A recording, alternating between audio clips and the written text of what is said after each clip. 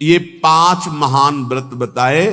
अहिंसा, सत्यमास्तेय, ब्रह्मचर्य, मकलकता, अर्थात मन वचन कर्म से किसी को कष्ट ना देना, सत्य बोलना, सत्य आचरण करना, कभी किसी की चोरी ना करना, ब्रह्मचर्य से रहना, निष्कपट भाव रखना। ये है 5 व्रत। मानसिक, शारीरिक व्रत में जो भी व्रत रहे 24 घंटे में एक बार केवल लें, रात्रि में बिल्कुल नहीं।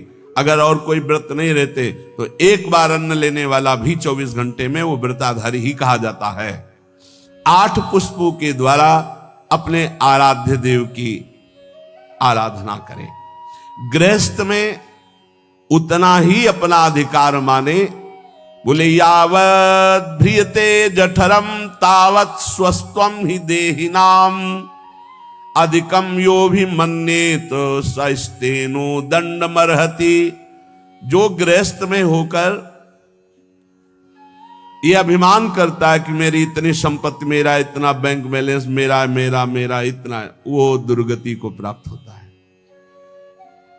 सब कुछ प्रभु का दिया हुआ है। बिल्कुल सरल भाव से समझ लो। नाथ सकल संपदा तुम्हारी, मैं सेवक समेत सुत नारी। और जितना प्रसाद उदर में गया और जितने में शयन किया उतना ही, ये सब प्रभु की वस्तु है। जब जहां जैसे प्रभु चाहे वैसा प्रयोग करे। मैं तो सेवक हूं। यदि ऐसा नहीं मानता और अपने को मालिक समझता है तो बोले वो दंड का अधिकारी हो जाएगा, माया फंसाकर उसकी दुर्गति कर देगी।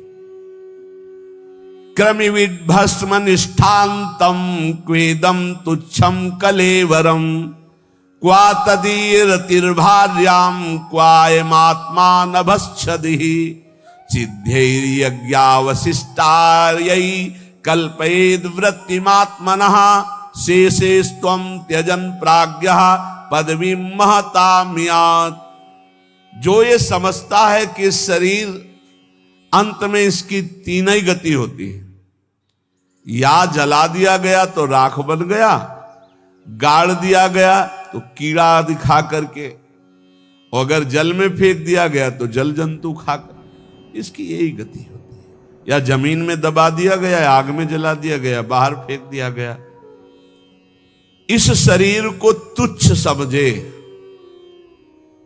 क्रमि विड भस्म निष्ठांतम क्वेदम तुच्छ कलेवर, ये बहुत तुच्छ कलेवर है। इस शरीर में आसक्ति करके चाहे गृहस्थ हो चाहे विरक्त, दुर्गति को ही प्राप्त होता है। फिर इस शरीर के संबंधी स्त्री पुत्र परिवार आदि, ये तो अपनी अंतरात्मा को भ्रम में डालने वाला बहुत बड़ा जाल है। एक वैसे ही जड़ चेतन की ग्रंथि, ऊपर से और ये ममता की ग्रंथि। गृहस्थ को चाहिए कि प्रारब्धवशात जो भी आपको प्राप्त हुआ है, धन संपत्ति आदि, वो प्रभु का है ऐसा माने। त्वदीयं वस्तु गोविंदम तुभ्यमेव समर्पये, और प्रसाद से अपना जीवन निर्वाह करे।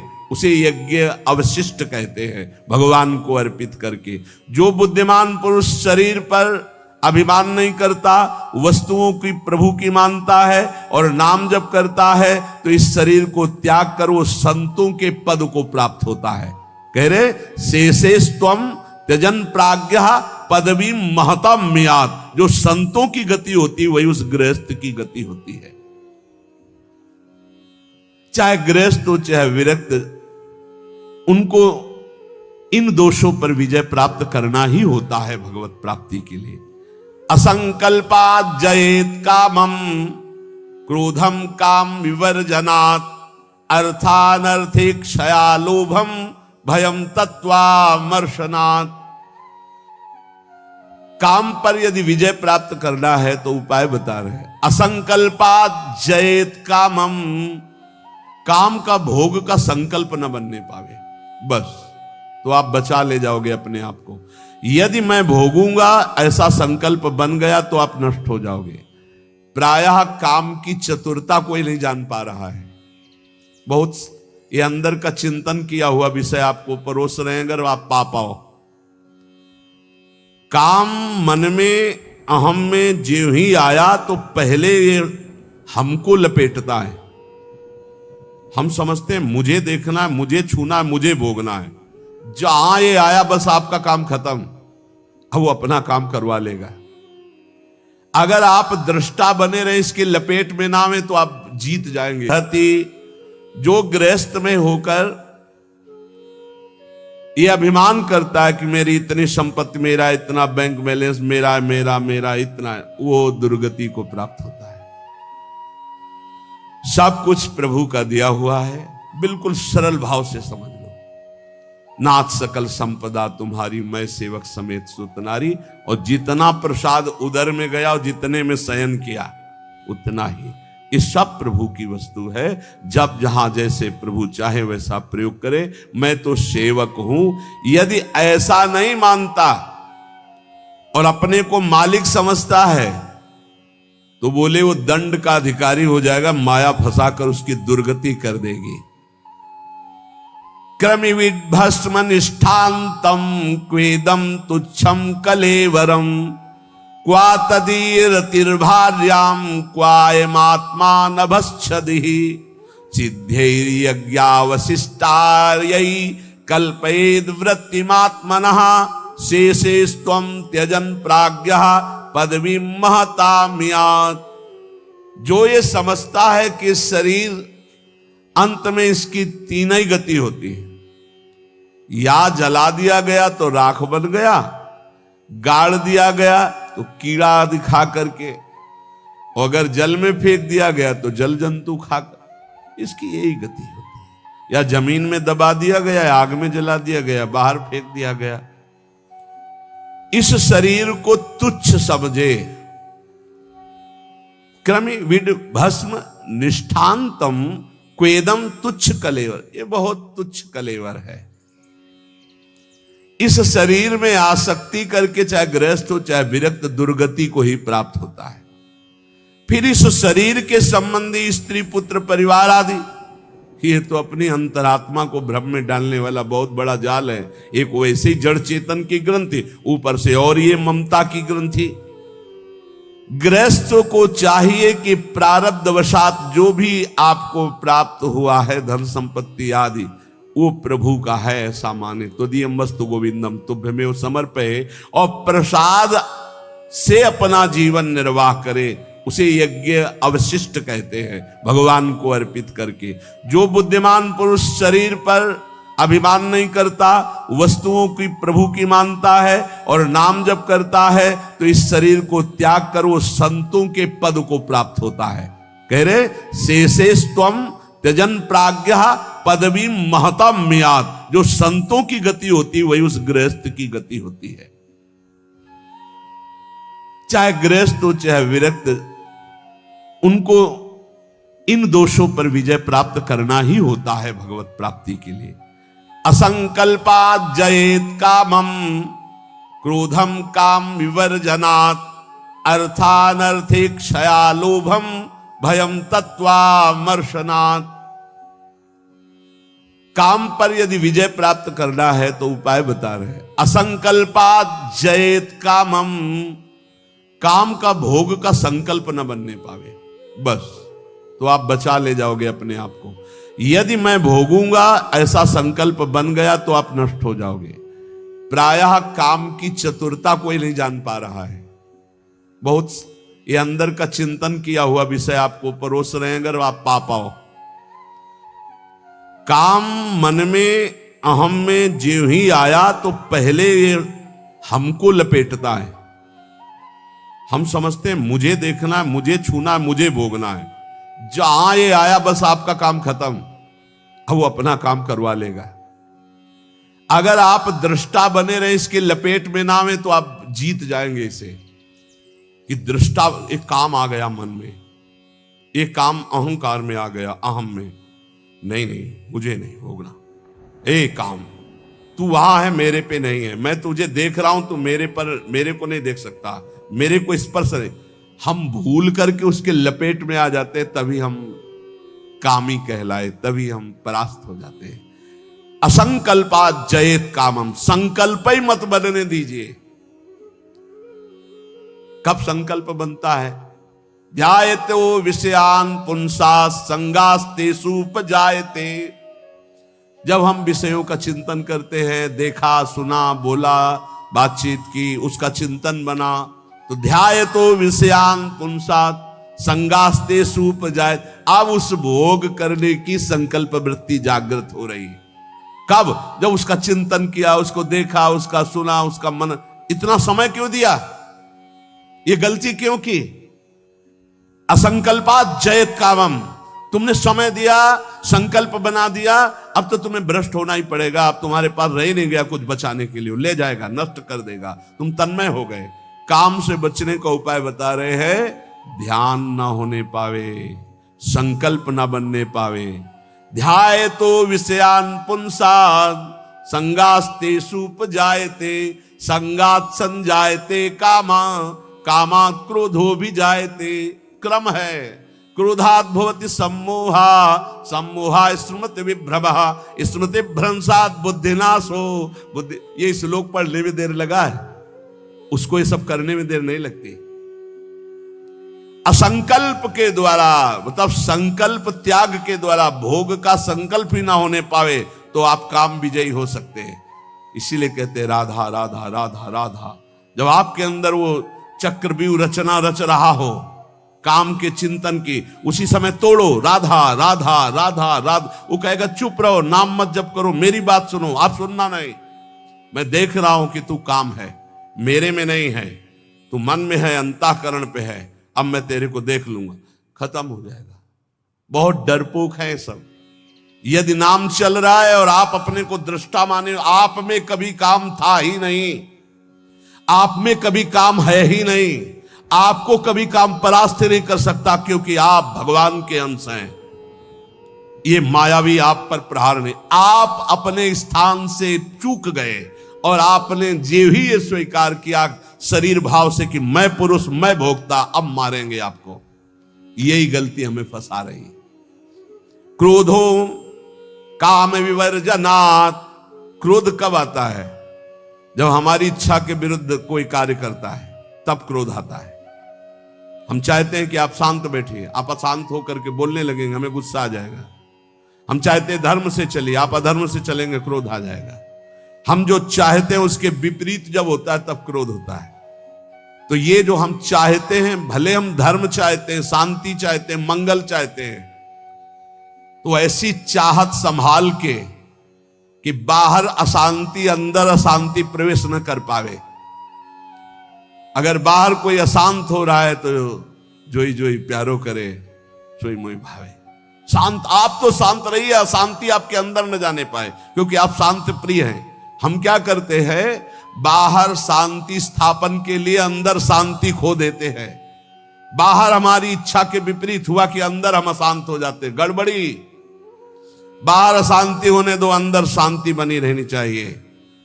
हमारे इच्छा के विरुद्ध जब कोई कार्य करता है तो क्रोध आता है।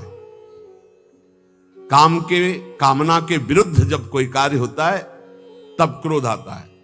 क्रोध सबसे पहला काम करता है, वो मूढ़ता पैदा कर देता है। क्या कहना चाहिए, क्या करना चाहिए, सब खत्म हो जाता है। मूढ़ता काम करती स्मृति का नाश करने का। मूढ़ता ही फौरन स्मृति का नाश किया। आप कौन है, आपका क्या कर्तव्य, आप क्या कर रहे हैं, भूल गए। और स्मृति नष्ट होते ही बुद्धि भ्रष्ट हो जाती है। और ये सब कहने में देर लगा या सेकंड में हो जाता है। इसीलिए क्रोध को जीतने के लिए इच्छा का त्याग करो। संतुष्टायन के नवा, कैसी भी परिस्थिति हो क्रोध नहीं आना चाहिए। फिर कह रहे हैं लोभम अर्थानर्थिक क्षया। ये रुपया ये अनर्थ ही करता है, अनर्थ ही करता है। यदि भगवान का भजन नहीं हो रहा तो ये रुपया अनर्थ पैदा कर देता है। यदि शब्द इसलिए लगाया कि अगर भगवान का भजन हो रहा है तो सुधन धन्य कहा गया। प्रथम गति जात की संत सेवा में, भगवत आराधना में, प्रभु के उत्सवों में, अन्य जीवों की सेवा में वो धन जाता है। बोले अब देखो ये सत्संग बना हुआ है, सत्संग हॉल, कितने लोग सुखपूर्वक भगवत चर्चा, अब इसमें किसी न किसी का तो अर्थ लगा है, तो धन्य है। जब तक सत्संग होता रहेगा, नाम कीर्तन होता रहेगा, ये बना है, उसका सुकृत हो रहा है। देने वाला तो गया, लेकिन उसका अर्थ और उसका ब्याज और उसकी महिमा उसको परम सुख प्रदान करती रहेगी, क्योंकि ये भी धन है। और भी जगह ऐसे लगे हुए हैं। बोले ये धन अगर भगवत चिंतन नहीं, भगवत आश्रय नहीं, तो अनर्था, ये अनर्थ पैदा कर देता है। एक मार्ग में जा रहे थे तो स्वर्ण और जवाहरात आदि की असरफियों से भरी हुई एक थैली पड़ी थी, किसी की गिर गई हो।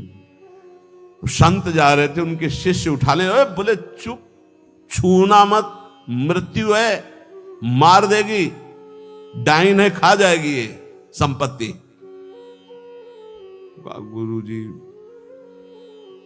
आप उल्टा सीधा बोलने लगते हो, कितनी बढ़िया ये रतन जवाहरात हीरा की थैली, आप कह रहे हो डाइन है, खा जाएगी, छूना मत, मार देगी। अरे बड़े मजे हो जाएंगे, खूब साधु सेवा करेंगे, कीर्तन करेंगे, भंडारा, तुम्हें विश्वास नहीं हो रहा ये खा जाती है। अच्छा रुको, चलो वहां झुरमुट में बैठते हैं और देखो ये डाइन कैसे खाती, किस किस को खाती।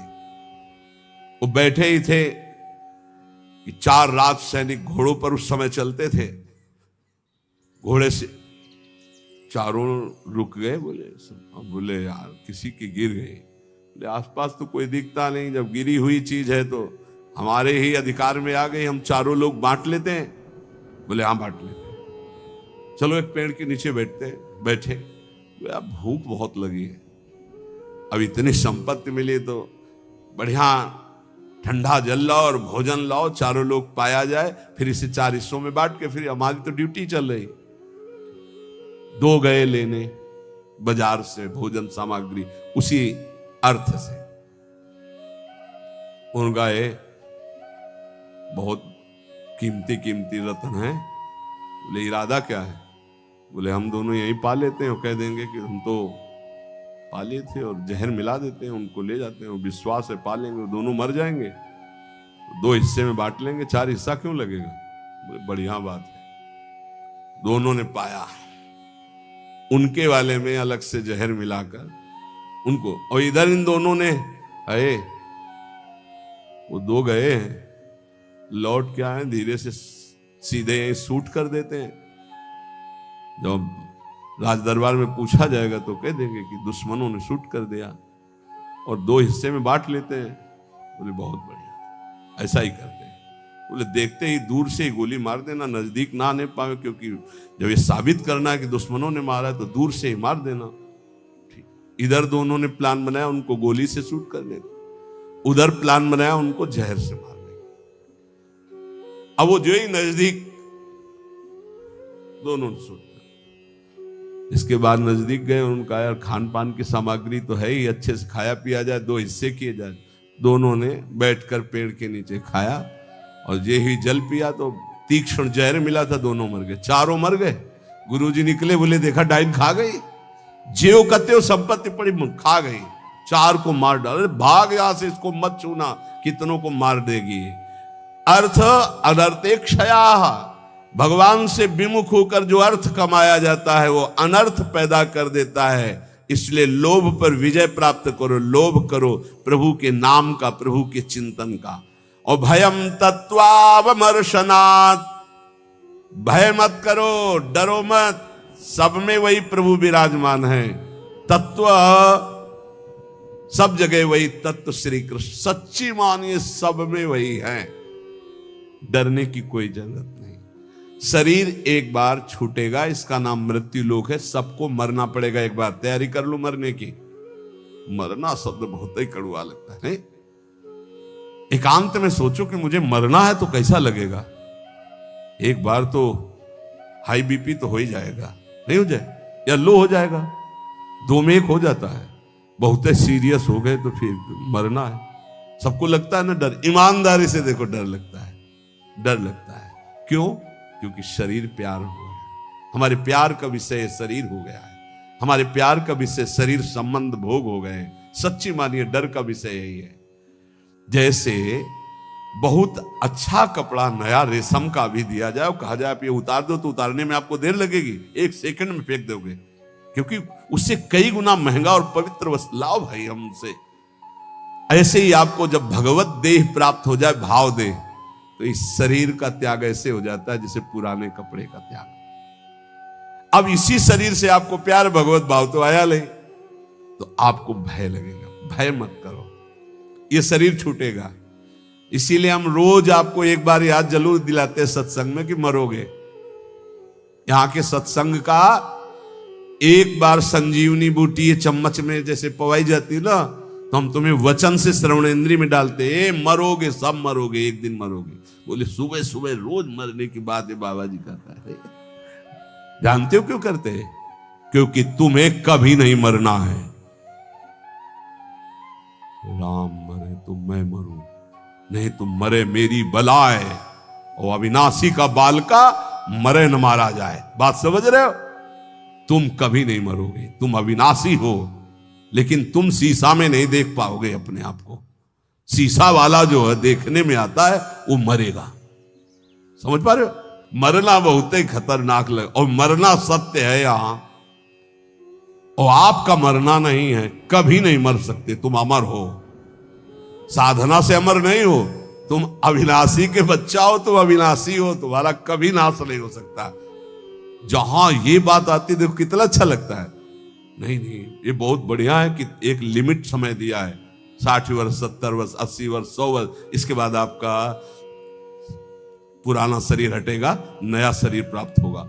और अगर बीच में सौदा पक्का कर लो, माल इकट्ठा कर लो, तो भाव देह की प्राप्ति हो जाएगी, भगवत देह की प्राप्ति हो जाएगी, जहां कभी न बुढ़ापा है, न रोग है, न मृत्यु है, न शोक है। खूब नाम रूपी धन कमा करके श्री जी के सहचरी भाव, या ये जो जितने भगवत भाव, कोई एक भाव का देह प्राप्त कर लो, झंझट खत्म हो जाए मरने जीने से। देखो, जैसे इस संसार में 4 लोगों से मित्रता करके और सब आनंद में जीवन व्यतीत करते हो, कैसा लगता है? ऐसा लगता है यहीं से जाना ना पड़े। देखो, बाबा जी भी बन गए तो ऐसा कभी किसी को नहीं जानते थे, अब ऐसा लगता है जिनको हम जान गए यही सब बने रहे, इनके बीच में हम रहे, और ऐसे भोग लगता रहे, वैसे आरती होती रहे, वैसे नाच गाना गाते रहे, वैसे गाते रहे, नाचो रहे। मरने वाला चक्कर नहीं होना चाहिए, ऐसा लगता है ना। और अगर यही हम प्रगट में श्री जी के समीप हमारे प्रिया प्रीतम विराजमान है, और हम भाव देह में हैं, और वहां मरना नहीं है, वहां 56 भोग लगना है लेकिन शुगर नहीं होना है, खूब पकवान पाना है लेकिन लीवर नहीं खराब होना है, खूब अच्छे अच्छे पदार्थ पाने हैं लेकिन ब्लड प्रेशर हाई लो नहीं होना है। कल एक भक्त बड़े भोले थे, उन्होंने कहा पकवान का भोग तो हम इसलिए श्री जी के नहीं लगाते कि मुहासे हो जाएंगे श्री जी के, और लालजू को फिर अच्छा नहीं लगेगा, इसलिए हम आंवला जरूर भोग लगाते श्री, हमें अच्छा लगा। चलो उनको मालूम नहीं है, पर भाव तो अच्छा है ना। सच्चिदानंद विग्रहाय सांद्रानंद प्रेम मूर्ति के, पर बहुत अच्छा लगा उसका भाव, कि वो अपने भाव में तो डूब रहे हैं कि श्री जी को अगर मुहासे हो गए तो लाल जी को पसंद नहीं आएगा, ऐसा।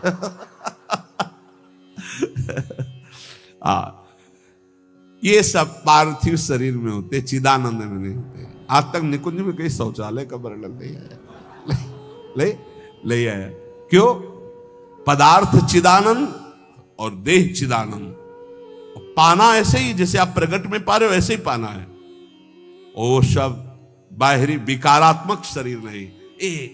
एक बार हिम्मत करो, यहां का राग जो है जैसे आपको लग रहा है ना, इसी के कारण आपको मरने से डर लग रहा है। ऐसे ही महान, इससे अनंत गुना प्रेम प्रियालाल से हो जाएगा, धाम से हो जाएगा। कैसी कैसी कुंज निकुंजे, और सखियां बहुत प्यार करने वाली है। ललिताजू, विशाखाजू, चंपक लताजू,